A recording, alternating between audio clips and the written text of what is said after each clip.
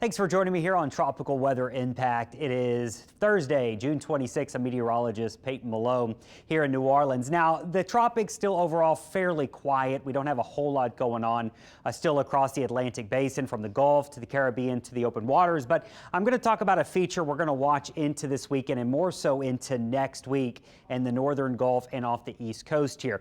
Right now, all the activity in the near term is going to be centered off towards the Pacific Basin, where things have been very, very active. Now, what jumps off the screen here this morning is a broad spin. Now, this is not a surface feature. This is an upper level low that has been out here for the past few days, backing to the west, and it's going to continue to back west. So this is bringing increased rain to the Bahamas, eventually Florida, and eventually we're going to see a better shot of rain across the deep south as we head into this weekend and next week, as that upper level low stays parked in this general area. So the big heat bridge that's been causing problems up the East Coast with the intense heat, that's finally breaking down, and what's replacing it is this upper level low. Again, it's currently centered over Florida, and it's going to back off towards the west here as we go through the next solid week. It's not going to be in a hurry to move around. It's not going to be in a hurry to really do much of anything. So this will be increasing the chance for scattered storms daily across the deep south and to the Gulf. Now, what will be important to watch with this feature into next week is exactly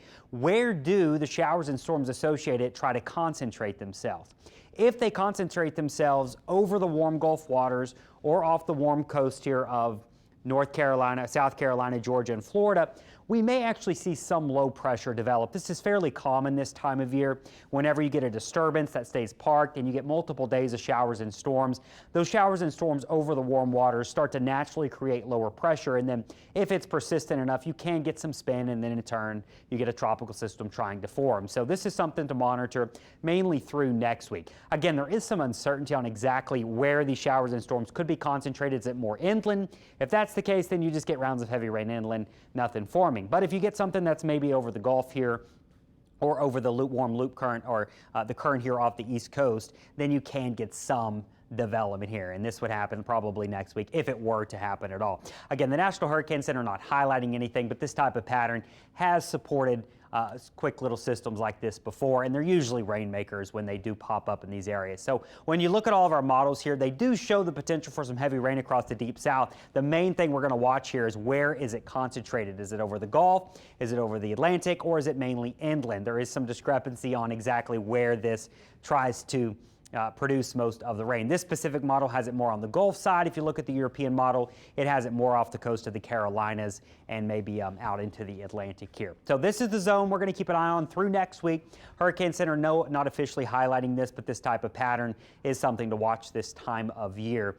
As you can get some tropical development over the warm waters. Just check the water temperatures. We do have the upper 80s to right near 90 degrees, so very warm in our waters here right off the coast of Florida, Mississippi, Alabama, and even here in New Orleans. We've got some water temperatures approaching the low 90s, and then it's fairly warm off the East Coast as well. So we'll monitor that as we go through next week. Something else we'll be watching, another big plume of Saharan dust. This could be a factor in that next week too. So there's a lot going on here. Right now the dust is currently centered over Cuba, Dominican Republic, and Puerto Rico. This will be lifting up towards southern Florida as we go through today, and then notice through Friday you've got some thicker dust forming from Cancun through South Florida and then advancing through the Gulf.